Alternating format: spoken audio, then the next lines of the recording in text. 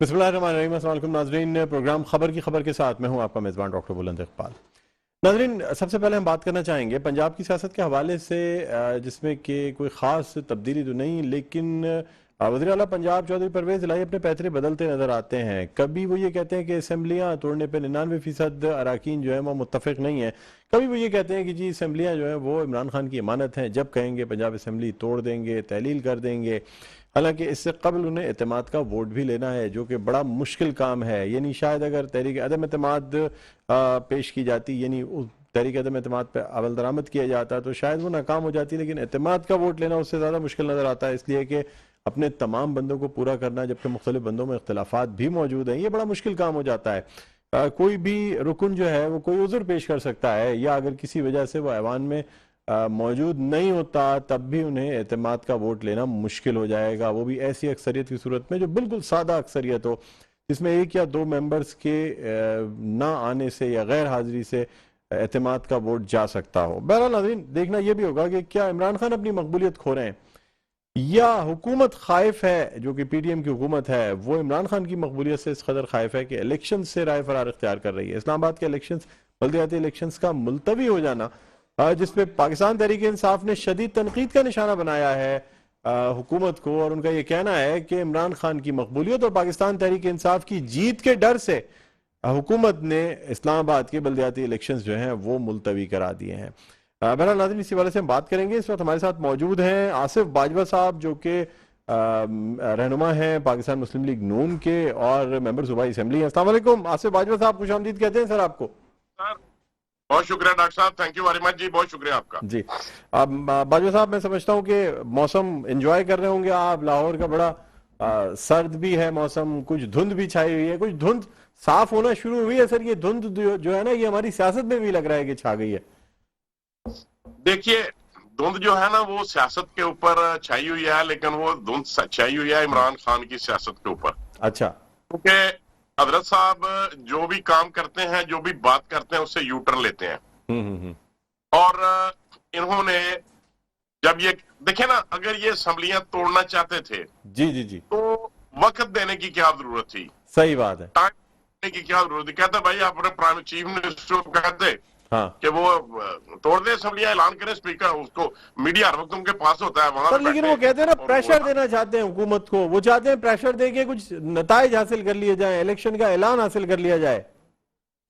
देखिए सर, इतना उन्होंने कुछ किया, इतने जलसे किए, जुलूस किए, और उसके बाद उन्होंने लॉन्ग मार्च किया। उससे पहले भी एक पेशावर से भी जब बड़ी रैली समंदर लेकर के आए, जो हजारों लोगों का समंदर था। और ये जो आप बात करते हैं ना सर, कुछ मेरे दोस्त ऐसी बात करते हैं जी, ये इमरान खान मकबूलियत की अरूज पर हैं और मकबूलियत की महराज पर हैं। तो देखिए, ये जो इतनी दफा इन्होंने ये लोगों के ऊपर ये प्रेशराइज करने की कोशिश की, पीडीएम को और हुकूमत पाकिस्तान को, कि जी मेरे साथ बहुत बेपनाह दुनिया है और मेरे पास स्ट्रीट पावर है और मैं जो चाहूं कर सकूं। देखिए, जत्थे लेके या 2-4 हजार आदमी लेके सड़क ब्लॉक करना, या अभी राना सनाउल्लाह की जबान इस्तेमाल कर रहे हैं मेरे ख्याल में। नहीं सर, देखिए बात ये है डॉक्टर साहब, फैक्ट्स आर फैक्ट्स। मकसद मतलब मेरा ये है बात करने का कि बिल्कुल कोई मकबूलियत नहीं है। अगर मकबूलियत होती तो जब इन्होंने लॉन्ग मार्च किया था और जो इनकी प्लानिंग थी उसको पाया तकमील तक पहुंचाते, लेकिन जरूरत नहीं पड़ी। सर, मैं आपसे सवाल करना चाहूंगा, बाई इलेक्शंस जो हुए मेजॉरिटी उन्होंने जीते इमरान खान ने, यानी पाकिस्तान तहरीक इंसाफ ने। सर, बल्दियाती इंतखाबात इस्लामाबाद की मुलतवी करा देना, जहां आपकी हुकूमत है सर, फैजाबाद तक तो कम से कम आपकी हुकूमत मौजूद है, वफाकी हुकूमत जो है। तो सर मतलब ऐसा क्या खौफ था, ऐसी क्या मजबूरी थी कि इस्लामाबाद के इलेक्शन भी मुलतवी कराए जा रहे हैं? देखिए सर, बात यह है कि जब से पीडीएम की गवर्नमेंट आई है, जी जी, इनको बड़े सख्त फैसले करना पड़े हैं। पेट्रोल के रेट बढ़े, डॉलर की कीमत बढ़ गई, और पाक करेंसी की कीमत डीवैल्यू हो गई, महंगाई बढ़ गई। इसमें कोई शक नहीं कि महंगाई पे हम काबू नहीं पा सके, हम डॉलर को कंट्रोल नहीं कर सके जितना करना चाहते थे, हम पेट्रोल के ऊपर कंट्रोल नहीं कर सके। लेकिन ये सारा किया धरा और सारी प्लानिंग जो है ये इमरान नियाज़ी साहब की थी। जब भी इदारों के दरमियान या दूसरे जो इंटरनेशनल, मिसाल के तौर पे IMF है, या मिसाल के तौर पे वर्ल्ड बैंक है, या एशियन बैंक है, अगर किसी भी इदारे के साथ गवर्नमेंट ऑफ पाकिस्तान का कोई MOU साइन होता है, वो अफराद के दरमियान नहीं होता, वो इदारों के दरमियान होता है। लेकिन इन्होंने उन कॉन्ट्रैक्ट के साथ, उन MOUs के साथ जो किया वो आपके सामने है, और जो इनके MOUs थे उसके एडवर्स इन्होंने किया। और जब इनको पता चला कि उनकी गवर्नमेंट जा रही है, अदम एतमाद कामयाब होने जा रहा है, तो उन्होंने उलट फैसला ले लिया, पेट्रोल की कीमत बढ़ाने की बजाय कम कर दी, और इस वजह से सारे जो मामला थे वो डिस्टर्ब हो गए। नंबर 1। नंबर 2, जब वैलेंटाइन लो रेट्स पे LNG मिल रही थी और लो रेट पे रूस से पेट्रोल मिल रहा था, लेकिन इन्होंने नहीं खरीदा, क्योंकि इनको इल्म में ये बात आ गई थी कि ये इनका जो चैप्टर है वो क्लोज होने जा रहा है, और इनकी गवर्नमेंट जो है वो अदम एतमाद की सूरत में जाने वाली है।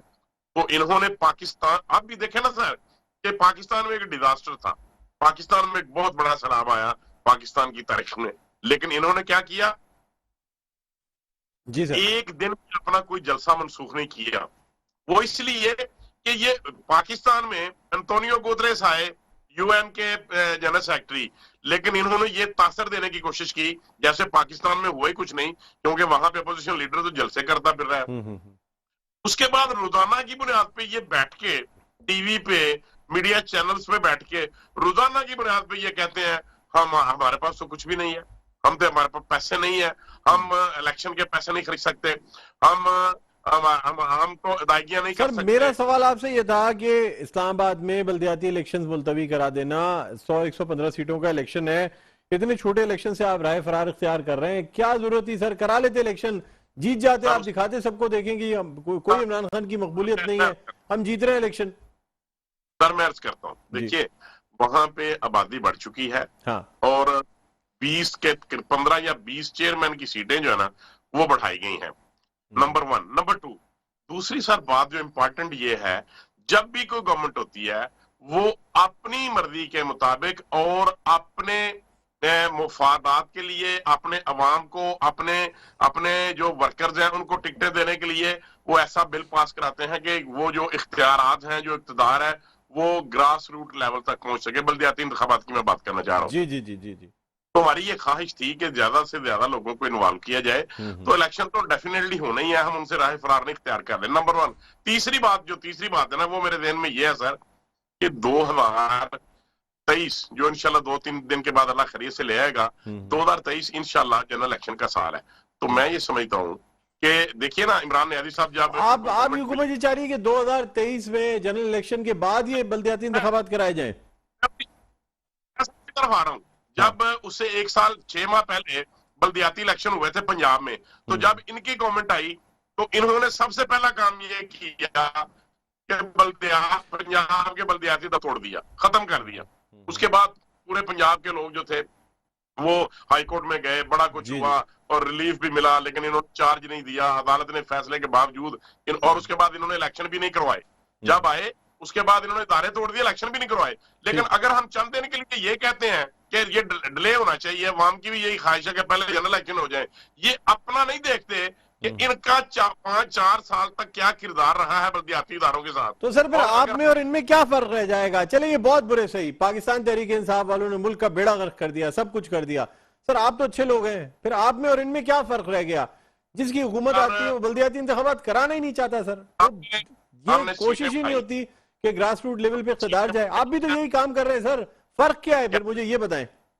कैपिटल टेरिटरी की हमने सीटें बढ़ाई और इंशाल्लाह इलेक्शन अनाउंस हो जाएगा और इलेक्शन कमीशन जो है वो इंशाल्लाह जनरल इलेक्शन से पहले हम ये इलेक्शन करवाएंगे। बाजवा साहब मुझे बताएं कि आबादी सिर्फ इस्लामाबाद की बढ़ी है, आबादी कराची की नहीं बढ़ी, हैदराबाद की नहीं बढ़ी है, तो यहाँ फिर क्यों उन सीटों पे यहाँ क्यों इलेक्शन करवा रहे हैं? फिर विफाकी हुकूमत आपकी है, इलेक्शन कमीशन एक विफाकी इदारा है, आप लोग फिर रूल्स बना के कराची की भी सीटें बढ़ाए ना सर। कराची को क्यों एक यूसी पे कहीं 20,000, कहीं 6,000, कहीं 1 लाख, मतलब सर इंसाफ होना चाहिए ना।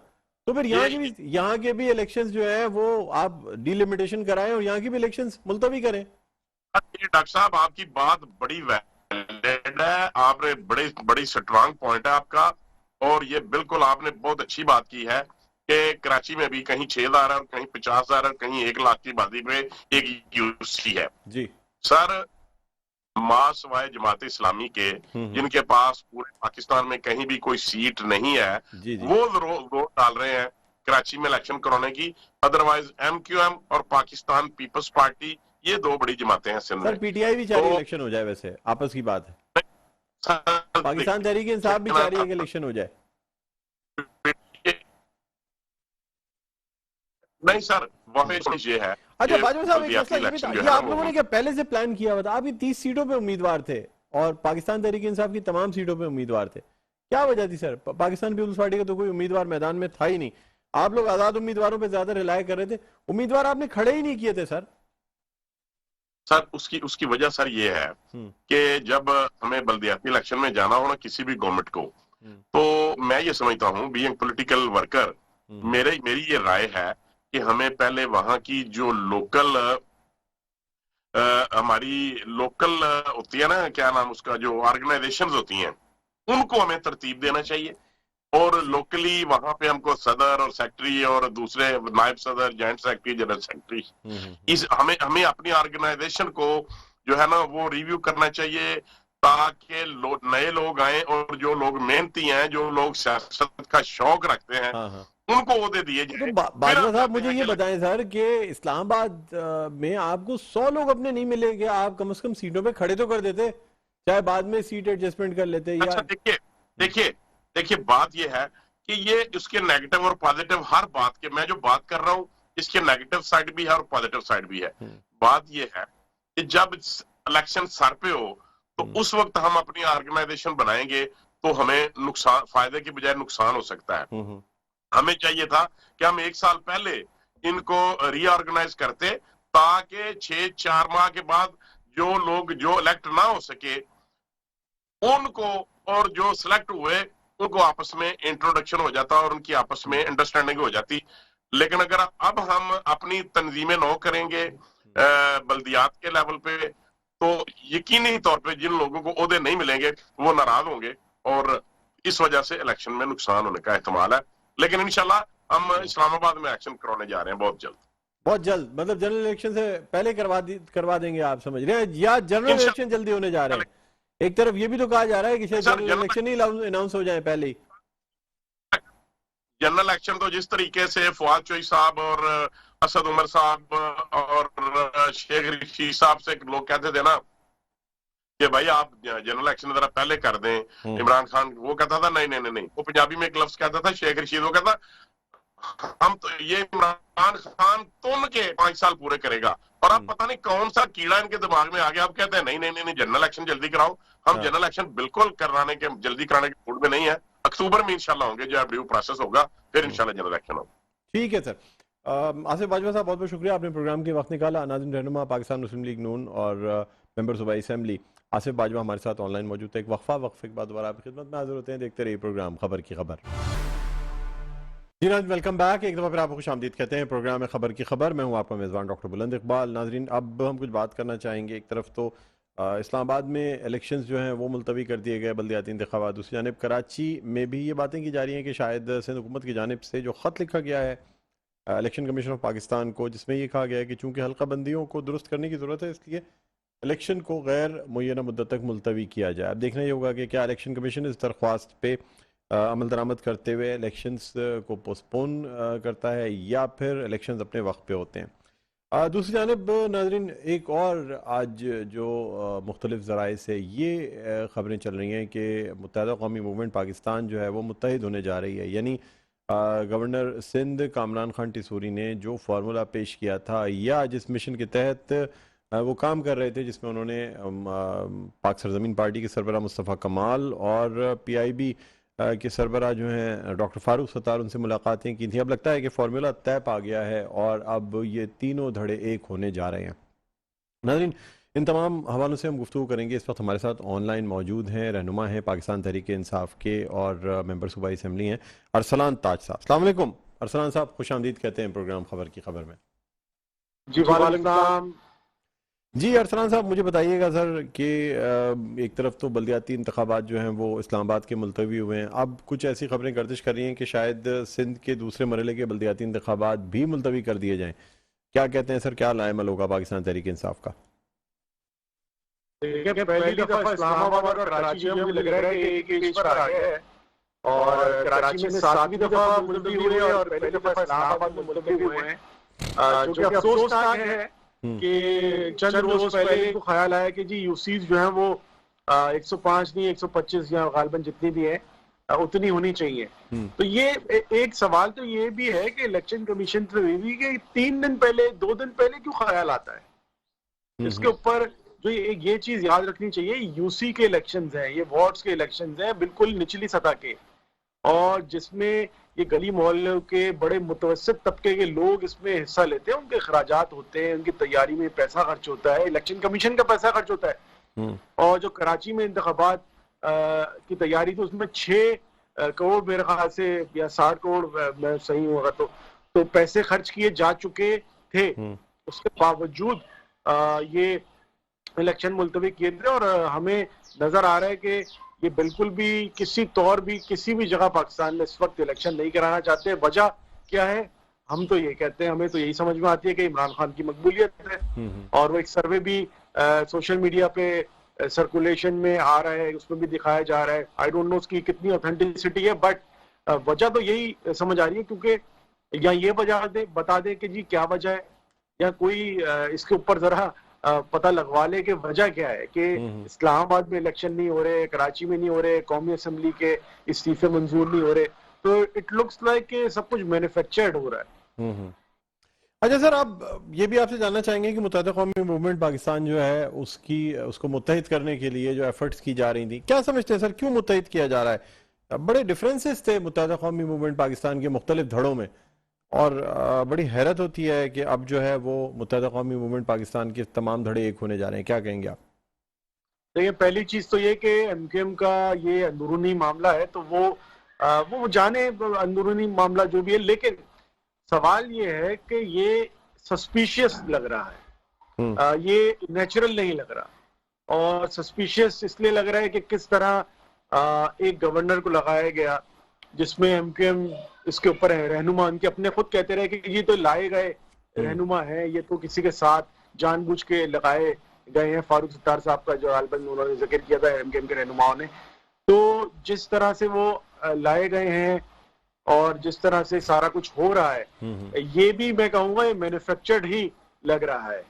और इससे अगर किसी को लग रहा है कि कराची में सियासी तौर पे कोई फायदा होगा, मेरी जाती राय में एमकेएम एक जमात हुआ करती थी, और उसका मुस्तकबिल में मुझे कोई जाती तौर पे ये नहीं कि मैं पीटीआई का रुकन हूँ, पीटीआई से वाबस्तगी है, लेकिन एक कराची के शहरी होने के हिसाब से मैं बताऊं कि मुझे नहीं लगता कि अब एमकेएम का कराची वालों के जहन पर कोई भी ऐसा है कि जी एमकेएम दोबारा ज़रूर पजीर हो सकती है, क्योंकि वो एक सारा जो दौर था वो खत्म हो चुका है। ये दौर बिल्कुल मुख्तलिफ है, कराची वाले उस दौर से निकल के आ चुके हैं। एक सियासी तर्ज होती है एमकेएम की, वो टोटल अब कराची में भी माहौल खत्म हो गया। हैदराबाद में आप जाएं तो इस वक्त सबसे बड़ी मकबूल पार्टी इस वक्त पाकिस्तान तहरीक इंसाफ है, जोक दर जोक जो है लोग ज्वाइन कर रहे होते हैं। तो कराची में भी आप देखें कि हालात टोटल डिफरेंट है। मुझे नहीं लगता कि इनके जोड़ने से, सबको मिलाने से, हो सकता है किसी के जहन में हो कि जी शायद कुछ अजूबा बर्पा हो जाए। मुझे नहीं लगता कि इससे कोई खास कराची के सियासी माहौल में नेचुरली कुछ फर्क आएगा। हाँ, फैक्ट्रीज में बैठ के जो मैन्युफैक्चरिंग फैक्ट्रीज होती हैं वहां पे अगर कुछ बनाया जा रहा हो वो एक अलग बात है, लेकिन कराची मुझे नहीं लगता कि एमकेएम के एक साथ होने, जितने रहनुमा उनके होने से कोई सियासी तौर पे कुछ फायदा होगा, इनको नुकसान होगा बल्कि, मुझे लगता है। अच्छा अरसलान ताज साहब, अब कुछ ऐसा महसूस होता है कि खान साहब को बेबस किया जा रहा है। एक तो पहले तो थकाया गया, अब बेबस किया जा रहा है, यानी असेंबलियां तहलील करना चाहते हैं, नहीं कर पाते, बल्दियाती इंतखाबात नहीं हो पा रहे हैं, इस्लामाबाद के बल्दियाती इंतखाबात को मुलतवी करा देना, यहाँ तक कि खुद इलेक्शन कमीशन का ये कहना है कि जी इतने जल्दी कवानीन को तब्दील किया जा रहा है कि उनके लिए इलेक्शन का इनेकाद बड़ा मुश्किल हो जाएगा। जनरल इलेक्शंस तो जल्दी होना बहुत मुश्किल बात लगती है। ऐसा लगता है कि शायद जनरल इलेक्शंस भी अपने वक्त पे ही हों। क्या कहते हैं सर, क्या हिकमत अमली होगी? खान साहब आप और क्या कर सकते हैं? लॉन्ग मार्च कर लिया, एहतजाज कर लिया, सब कुछ कर लिया है, असेंबलियां तहलील करने तक की बात कर ली, लेकिन लग रहा है कि खान साहब जो है अब बेबस नजर आ रहे हैं। क्या कहेंगे आप इस हवाले से? पहली चीज तो ये कि दुआ करें बुलंद साहब के जनरल इलेक्शन अब ना ही हुआ करें, आम इंतखाबात हो जाए, आम आदमी के लिए तो बेहतर है। और ये सारा जो आपने मंजर कुशी की, हालात की सियासी, इसमें ऐसा है, बिल्कुल ऐसा है, लेकिन इससे नुकसान किसका हो रहा है? नुकसान पीटीआई का बिल्कुल भी नहीं हो रहा। पीटीआई अपनी जगह मौजूद है। आज इलेक्शन ना हो, 6 महीने बाद हो, 1 साल बाद हो, जो इस मुल्क के साथ हुआ है वो किसी से ढका छुपा तो नहीं है। आज खबर आ रही थी, और मैं खुद भी जाके अपने हल्के में भी चेक करूंगा, कि रोटी की कीमत 25 रुपए हो चुकी है और नान की कीमत जो है 30 रुपए हो गई है जी। आटा 150 रुपए किलो मिल रहा है। ये इससे पीटीआई का नुकसान कहीं नहीं हो रहा। पीटीआई का तो इससे बड़ा सियासी तौर पे फायदा होना है, लेकिन नुकसान हमारे प्यारे पाकिस्तान का हो रहा है। आप देखें एलसी बंद है, मैन्युफैक्चरिंग बड़े बड़े प्लांट्स जो है बंद हो रहे हैं, बिजली के निर्खों में कहा जा रहा है जी 80 रुपए फी यूनिट तक चला जाएगा। तो ये हालात, एक आम आदमी तो बेचारा पिस गया इससे नुकसान पाकिस्तान को हो रहा है। जब तक सियासी इस्तेहकाम नहीं आता मुल्क में, तब तक जो है ये मामला इसी तरह चलता रहेगा। जो लोग ये सोच रहे हैं कि जी शायद तवील करने से, इलेक्शन को थोड़ा तूल देने से कोई सियासी उनकी साख बहाल हो जाएगी, मुझे नहीं लगता। पाकिस्तानियों की यादाश्त इतनी कमजोर है कि जो कुछ इस 6 महीने में हुआ है, आप याद करें कि पिछले, बल्कि इस साल जनवरी जो इस साल था, उसमें कितने रुपए किलो आटा था? 800 रुपए किलो की बोरी मिलती थी, ज्यादा से ज्यादा 1200 की बोरी मिलती थी। अभी 2500 रुपए की 20 किलो के आटे की बोरी मिल रही है। तो ये आम आदमी तो भूलता बिल्कुल नहीं है ये सारी चीजें, तो क्योंकि उसने फेस की है। लेकिन आपका जो सवाल था कि इमरान खान साहब को थकाया जा रहा है, बेबस कराया जा रहा है, तो मुझे लगता है कि सिस्टम सारा पूरा पाकिस्तान में जो सिस्टम है ना, ये शायद एक तरफ पूरा हो गया और उसने तय कर लिया है कि पाकिस्तान में तबाही जितनी भी आ जाए, लेकिन इमरान खान को किसी भी तौर पर रोकना है। चाहे पाकिस्तान अल्लाह न करे तबाह हो जाए, हालात बिल्कुल हाथ से निकल जाए, लेकिन ये चाहते हैं कि इमरान खान का रास्ता रोका जाए किसी भी तरह। अच्छा सर, क्या समझते हैं, क्या खान साहब के लिए वो स्ट्रेटेजी बेहतर नहीं थी जो उन्होंने पहले अपनाई थी, और मुज़ाकरात के जरिए, लोगों से बातचीत के जरिए, एस्टेब्लिशमेंट और इदारों को अपने हक में करके उसके बाद इख्तिदार में आए थे? आप क्या समझते हैं, क्या इस दफ़ा भी ये स्ट्रेटजी बेहतर नहीं होती कि वो इदारों की मुखालफत करने के बजाय, उनसे महाजराई करने के बजाय, या जो शख्सियात हैं आला ओहदों पे फायज, उनसे भी सियासी महाजराई के बजाय उनसे मुज़ाकरात करके और उसके बाद कोई तरीका निकालते हुकूमत में आने का? देखिए, हुकूमत में आने का तो एक ही तरीका होना चाहिए, वो है अवाम की पजीराई, अवाम का मैंडेट। बाकी उसके बाद आने के बाद जो इदारों के साथ राब्ते हैं, इदारों के साथ दरमियान जो जरूरी मामलात होते हैं वो चलने चाहिए। लेकिन सवाल ये है कि मुल्क के इदारे अगर ये तय कर लें कि निज़ाम आइन के हिसाब से नहीं चलना, ज़ाती नापसंद और ख्वाहिशात की बुनियाद पर चलना है, तो मुल्क तो हमारा आगे नहीं जा रहा, हमारा मुल्क तो बिल्कुल पीछे जा रहा है। हम तो माजी में जा रहे हैं। हमें तो आगे जाना था, हमें तो अपनी जमहूरियत को और ज्यादा फाल करना था। अगर इदारे के अफराद ये कहें कि जी, जो कि सुनने में आता है, आई डोंट नो उसमें कितनी ऑथेंटिसिटी हो सकती है, बट सुनने में आ रहा है, और वो सुनने में आने के बाद अमली तौर पे भी वही नजर आ रहा है, तो इसका मतलब जो सुनने में आया वो सही आ रहा है कि जी करप्शन तो हमारा मौजू ही नहीं है। तो जब मौजू ही नहीं है तो आपको बिल्कुल मुल्क में हर जगह करप्शन नजर आ रही है। आप देखें, अगर मोटरवे मेरे प्यारे सूबे में पहली दफा बनने जा रहा था हैदराबाद से सखर, उसके अंदर एक डीसी 2 अरब रुपए खा जाए, दूसरा डीसी 4 अरब रुपए खा के भाग जाए, नॉर्वे भाग जाए, और मैं कहूं कि जी करप्शन मेरा मौजू नहीं है। क्यों नहीं है मेरा मौजू? मेरा मौजू है भाई। मेरे मेहनत के पैसे के, टैक्स के पैसे का चोरी हो जाना मेरा मौजू है, बिल्कुल मेरा मौजू है। तो ये तो पाकिस्तान में बिलूम तमाम इदारों को बैठ के तय करना होगा कि पाकिस्तान को क्या हमने ऐसे ही लुटते हुए देखना है, पाकिस्तान को हमने ऐसे ही आइन के बगैर, किसी सिस्टम के बगैर, मेरी ख्वाहिश पे, बुलंद इकबाल साहब की ख्वाहिश पे, इमरान खान साहब की ख्वाहिश पे चलाना है या किसी एक निज़ाम के तहत चलाना है? ये क्या वजह है कि पाकिस्तान की तारीख में कोई वजीर आजम अपना टेन्योर ही पूरा नहीं कर पा रहा? बाकी सब टेन्योर आगे पीछे हो रहे हैं, एक्सटेंशन सबकी हो रही है, चाहे वो किसी भी दायरे में हो, चाहे जो कोई भी हो, लेकिन अवाम का मुंतखब करदा कोई शख्स जो है वो अपनी जगह पे टिक नहीं पा रहा। आखिर ये हम इस तरह निज़ाम ज्यादा देर तो नहीं चला सकते। अच्छा सर, मुझे ये भी बता दीजिएगा कि अगर तो अब कराची के इंतखाबात भी मुलतवी होते हैं तो कोई लाएमल इख्तियार करेगी पाकिस्तान तहरीक इंसाफ? देखिए, इसके ऊपर हम बिल्कुल संजीदगी से देख रहे हैं और इस वक्त एक और चीज भी सामने आ रही है जिसको मैं समझता हूँ देखना बहुत जरूरी है कि मरदमशुमारी जो हमारे दौर में हमने कहा था कि डिजिटल सेंसस होना है, उसके हवाले से भी कुछ नोटिफिकेशंस आ गए हैं। तो मेरा तो एक ये भी सवाल है कि 7 साल पुरानी 2016 में मरदमशुमारी कंडक्ट हुई थी, तो 2016 की आबादी की बुनियाद पे जो अब यूसीज बनाई गई हैं, मतलब आप ये देखें कि अलमिया ये है कि हमने वक्त पर, क्योंकि 2 साल पहले इलेक्शन नहीं कराए और वो आबादी भी जो बनी है जिसके ऊपर हल्का बंदी हुई वो भी 2 नंबर तरीके से सिंध हुकूमत ने की, लेकिन वो भी 7 साल पुरानी आबादी है। तो ये कैसे मुमकिन हो रहा होगा कि एक वक्त मरदमशुमारी हो रही है और एक वक्त इलेक्शन हो रहे हैं और उसी वक्त जो है ये मामला चल रहा है। लेकिन हम फिर भी चाहते हैं, ये हमारे खदशात हैं, लेकिन हम फिर भी चाहते हैं कि इस निज़ाम को कंटिन्यू होना चाहिए। लोकल बॉडी के इलेक्शंस इंतहाई ज़रूरी है। आज किसी भी आप गली के कोने पे चले जाएं, कराची में रोड टूटे हुए हैं, सड़कें बह रही हैं, पानी घर में, मेरी अपनी घर के पास गली में रोड पे साफ पानी बहता हुआ नजर आता है, लेकिन इलाके की गलियों घरों के अंदर जो है वो पानी नहीं आ रहा होता। तो ये सारा निज़ाम जो है, जब तक आपके बल्दियात मजबूत नहीं होगा, यहाँ के इलाके का मुंतखब जब लोकल काउंसलर नहीं होगा, इस तरह के मामला सही नहीं हो सकते। इलेक्शन लोगों को उनका हक दें। ये मुल्क जो है लोगों के मेहनत से चला है, पहले भी आगे भी वही चलाएंगे। अरसलान साहब, बस आपसे आखिरी सवाल करना चाहूंगा, मुझे बताइएगा कि ये जो आपने एक मूवमेंट शुरू की है जिसमें मेंबर साजी की जा रही है, मेंबर्स बनाए जा रहे हैं, क्या रिस्पॉन्स है सर इसका सिंध में? इसलिए कि पाकिस्तान तहरीक इंसाफ सिंध में कदरे कमजोर नजर आती है बनिस्बत पंजाब या KPK के।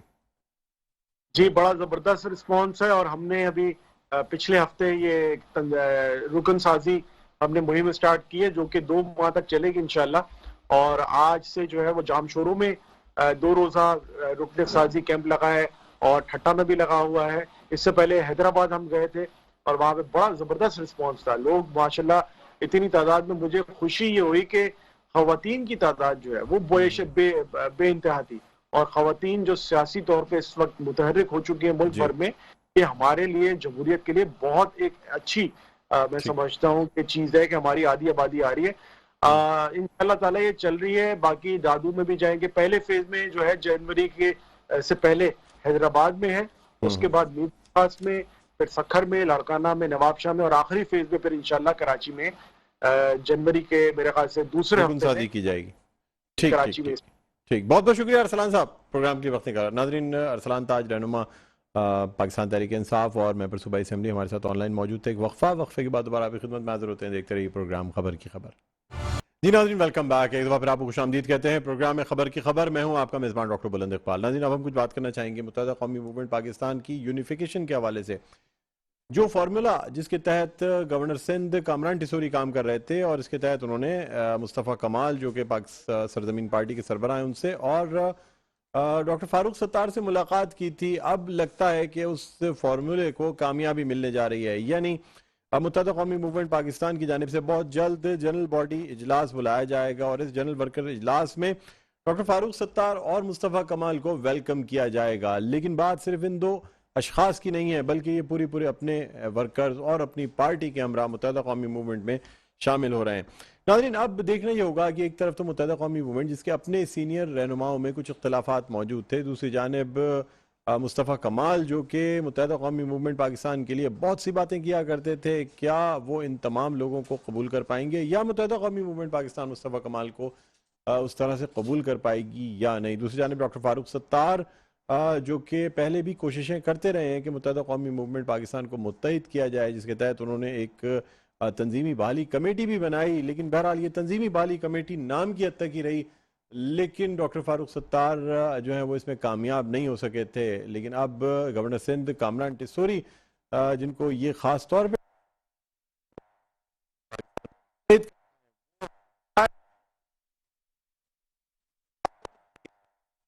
ऑनलाइन शुजात कुरैशी। अस्सलाम वालेकुम शुजात, आप मेरी आवाज सुन सकते हैं? जी वालेकुम सलाम डॉक्टर साहब।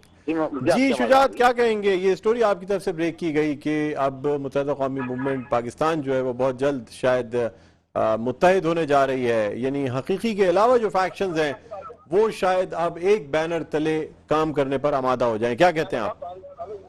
जी बहुत शुक्रिया डॉक्टर बुलन। ऐसा ही है, हमारे जो जराए बताते हैं कि गवर्नर सिंध कामरान टिस्सोरी ने जब से ये मनसब संभाला तो उनकी कोशिश यही थी कि जो दूरियां हैं वो खत्म हो। एमक्यूएम पाकिस्तान के जो धड़े हैं जिसमें डॉक्टर फारूक सत्तार ग्रुप और पीएसपी, इन लोगों को यकजा किया जाए, क्योंकि इनके तकसीम होने से कराची का जो मैंडेट है वो तकसीम हो रहा है और जो कराची में डेवलपमेंट का काम हो सकता था वो नहीं हो पा रहा। बड़े इश्यूज थे, तो इसीलिए उन्होंने कोशिशें की, सबसे मुलाकातें की, उसके बाद वो कन्वेंस हुए।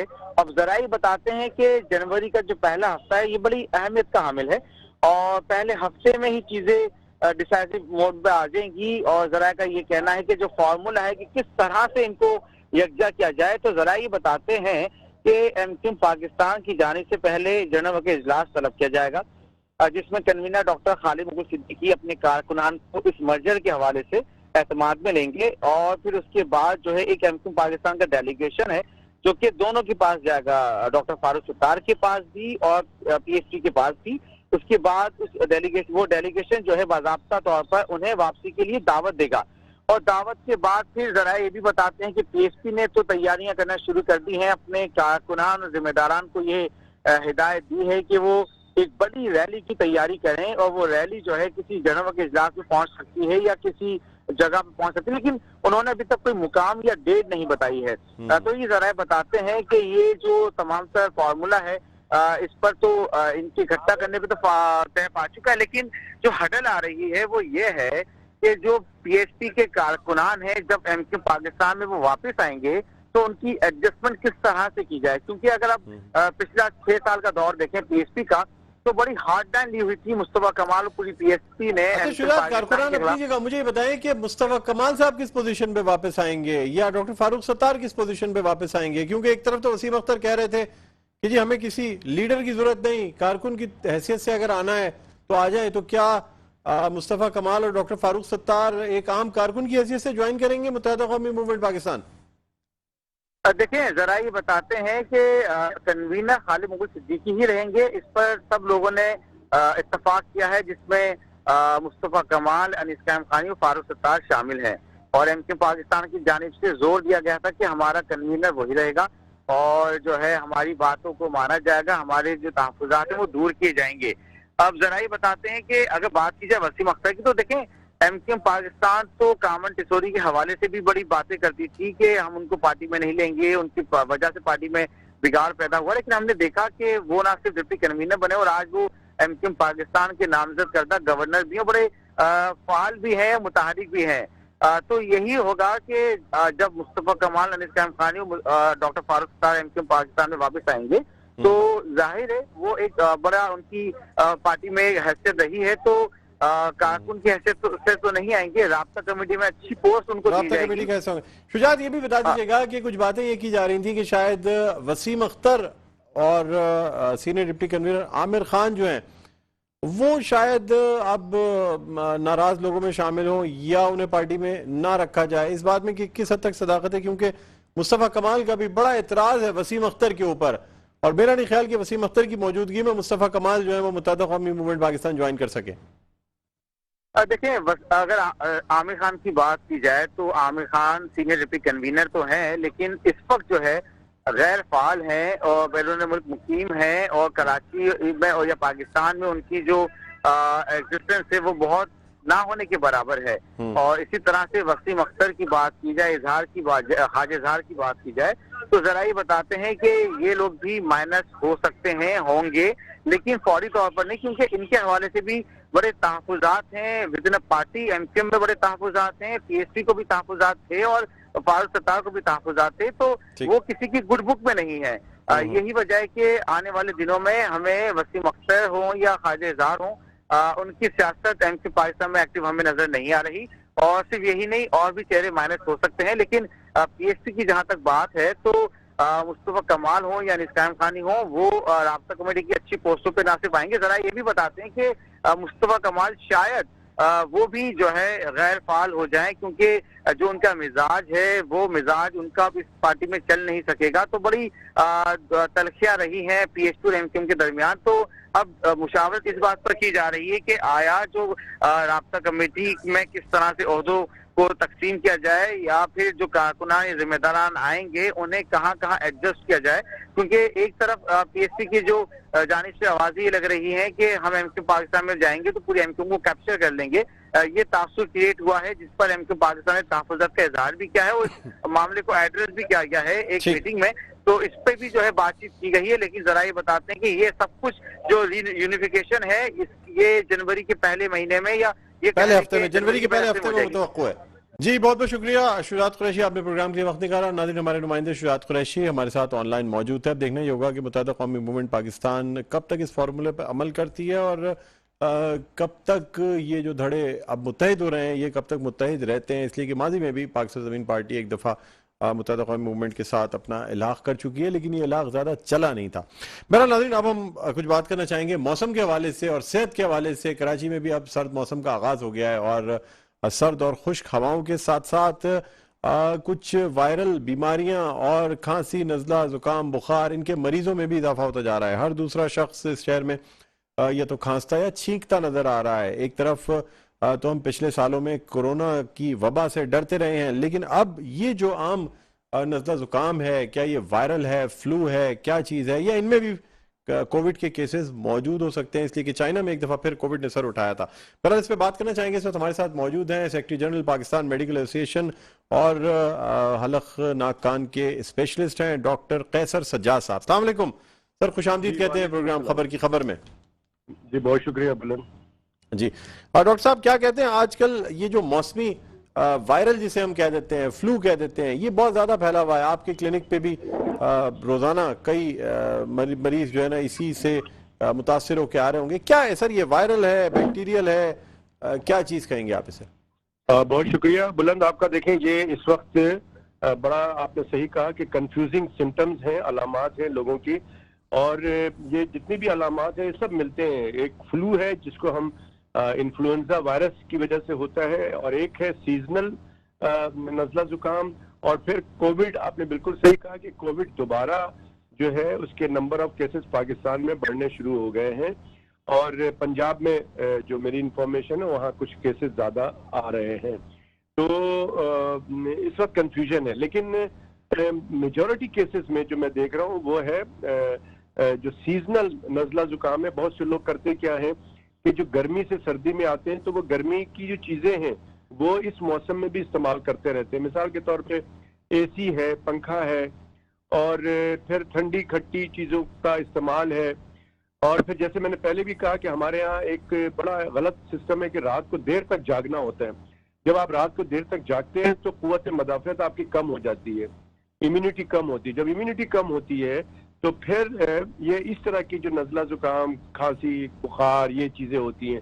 और फिर हमारे यहाँ एक जो खाने का निज़ाम है वो भी बड़ा खराब है कि हम घर की बनी हुई चीजें बहुत कम खाते हैं। सब्जी, मछली, अंडा, दूध ये सब नहीं खाते। हम पिज्जा खाते हैं, हम बर्गर खाते हैं बाजार से मंगा के।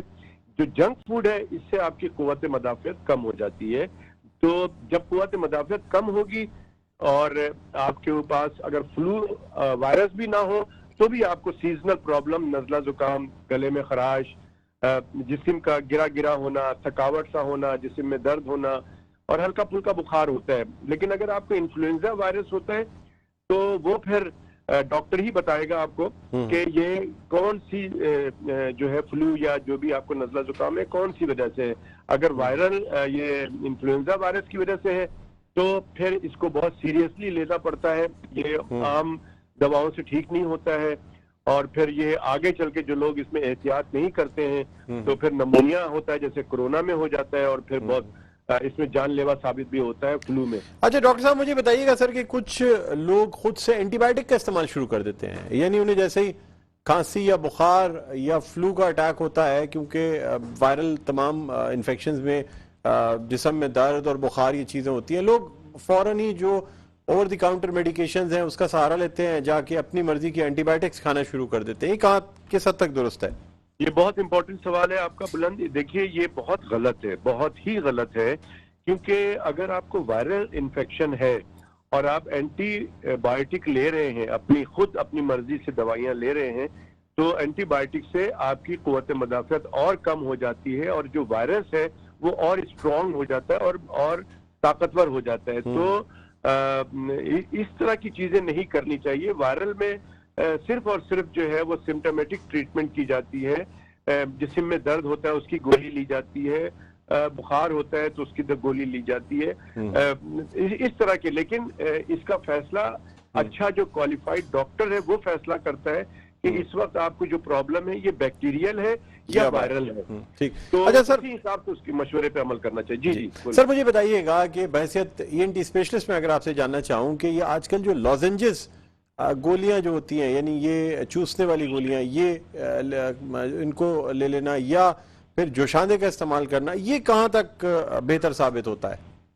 देखिए जहां तक लॉजेंजेस की बात है तो वो कोई ट्रीटमेंट नहीं है। अगर खुदा न खास्ता आपको कोई प्रॉब्लम, हाँ वक्ती तौर पे अगर आपके गले में खराश है, आपको खांसी ऐसी हो रही है, अगर आप लॉजेंजेस बहुत सारे फ्लेवर्स में मार्केट में मिलते हैं तो वो आप लेके, वो सूदिंग इफेक्ट करता है, गले की जो मसल्स है उसको सॉफ्ट कर देता है, उसमें जो खांसी आपकी रुक जाती है और जो सोर थ्रोट है, जो खराश है, वो भी कुछ बेहतर हो जाता है, लेकिन वक्ती तौर पे। तो एक सूदिंग इफेक्ट का इसका काम है ये लॉजेंजेस का, लेकिन ये मेडिसिन नहीं है, इसका कोई ये नहीं समझे कि ये इलाज है। जहां तक आपने बात की है दूसरी किस चीज की, जोशांदा जो होता है सर, जैसे हम, अब जोशांदा तो हमें नहीं पता इसके बारे में, मैं तो एलोपैथी प्रैक्टिस करता हूं तो मुझे नहीं पता है। लेकिन हाँ अगर जो लोग इस्तेमाल करते हैं, चाय की तरह होता है ये, तो अगर कोई शख्स इस्तेमाल करता है और उसको फायदा भी होता है, अफाका होता है, तो इसको इस्तेमाल करने में कोई हर्ज नहीं है। इसका कोई ऐसा सच मेरा नहीं ख्याल है कि इसका कोई नुकसान होता है, तो ये चीजें इस्तेमाल की जा सकती हैं, लेकिन मुझे इसके बारे में कोई बहुत ज्यादा। सर एक आखिरी सवाल आपसे करना चाहूंगा, छोटे बच्चे जो हैं उनको भी बड़ा ये मसला हो रहा है, खांसी, नजला, जुकाम, क्या ऐसी सूरत में, क्योंकि बच्चों को ज्यादा दवाएं देने से भी मना करते हैं, तो क्या जो नेबुलाइज करना होता है वो कितना बेहतर होता है? लोगों के दिमाग में मिथ है कि पता नहीं नेबुलाइज करना बड़ा वो है, उम्र भर के लिए नेबुलाइज करना पड़ जाएगा, या इनहेलर का इस्तेमाल, इस हवाले से मुझे बता दीजिएगा। बहुत इंपॉर्टेंट सवाल किया है आपने। और ये देखिए नेबुलाइजेशन सिर्फ और सिर्फ डॉक्टर्स के मशवरे पे ही करना चाहिए, क्योंकि नेबुलाइज करना जो है वो फेफड़े को खराब करता है, फेफड़े को कमजोर भी करता है। अगर आप अपनी मर्जी से, और बच्चे का फेफड़ा जो है बहुत कमजोर होता है, उसमें बहुत ज्यादा ताकत नहीं होती है। अगर आप नेबुलाइज करते हैं, बहुत सारे लोग उसके अंदर जो है वो दमे वाली दवा डाल के नेबुलाइज करते हैं अपने बच्चे को, 1 साल के बच्चे को और 6 महीने के बच्चे को और 2-3 साल के बच्चे को, जो कि मैं समझता हूं कि गलत है। हाँ अगर कोई पीडियाट्रिशियन या कोई डॉक्टर क्वालिफाइड आपको बोलता है कि बच्चे को नेबुलाइज करें तो फिर आप करें, और वो भी बताएगा कि दिन में कितनी दफा करना चाहिए। ये नहीं कि आप हर 15 मिनट बाद, हर 1 घंटे बाद किए जा रहे हैं। तो नेबुलाइजेशन तो बहुत इफेक्टिव होता है, बहुत जरूरी होता है, लेकिन इसको मुस्तकिल आप अपनी मर्जी से नहीं कर सकते। जैसे अपनी मर्जी से दवाइयां नहीं लेनी चाहिए, इस तरह से मैं कहता हूँ उससे ज्यादा जरूरी चीज है कि आप नेबुलाइज अपने सीने को या फेफड़े को अपनी मर्जी से नहीं करें। दूसरी बात जो है बहुत इंपॉर्टेंट है कि बच्चे को जो नजला जुकाम बुखार होता है, इसमें बहुत सारी माएँ खासकर अब डॉक्टर के पास लेके जाती हैं या मेडिकल स्टोर से दवाइयाँ ले लेती हैं कि जो नाक बह रही है इसके बच्चे का, ये बंद हो जाए डॉक्टर साहब, ये नाक इसकी बहती रहती है। वो दवा ऐसी दे देते हैं कि नाक का नज़ला जो है वो बंद हो जाता है। जब वो सिक्रीशन बंद हो जाती है तो सांस की नाली जो है उसमें जो सिक्रीशन होती है वो भी जम जाती है। तो होता क्या है, फिर सांस की तकलीफ शुरू होती है और जान बचाने के लिए हमें उसके गले के पास सामने एक सुराख करके उसकी जान बचाई जाती है। तो ये बहुत खतरनाक काम होता है कि अगर बच्चे को नज़ला जुकाम है तो आप कोई छोटी मोटी कोई दवा घर पे, पैरासीटामोल की बहुत सारे नाम से आते हैं, पैरासीटामोल एक जेनरिक नेम है, इस बहुत सारे आते हैं, तो आप उसको दे दें। अगर वो नहीं होता है तो आप क्वालिफाइड डॉक्टर से मशवरा करके आप उससे उसका इलाज करें। बच्चे के लिए खासकर मैं कह रहा हूँ कि जो महीनों के बच्चे हैं, जो सालों के बच्चे हैं, चाहे 3 साल 4 साल 5 साल, उनको जरूर आप क्वालिफाइड डॉक्टर से मशवरा करके नज़ला जुकाम का इलाज करना चाहिए, वरना इसका नुकसान हो सकता है। ठीक है, बहुत बहुत शुक्रिया डॉक्टर कैसर सज्जाद साहब, आपने प्रोग्राम के लिए वक्त निकाला। नाज़रीन, general secretary Pakistan medical association और हलक नाक कान के स्पेशलिस्ट डॉक्टर कैसर सज्जाद हमारे साथ ऑनलाइन मौजूद थे। प्रोग्राम का वक्त अब तक इख्तिताम पर पहुंचता, मुझे बुलंद इकबाल को इजाज़त दीजिए। अपना बहुत ख्याल रखिएगा। अल्लाह हाफ़िज़।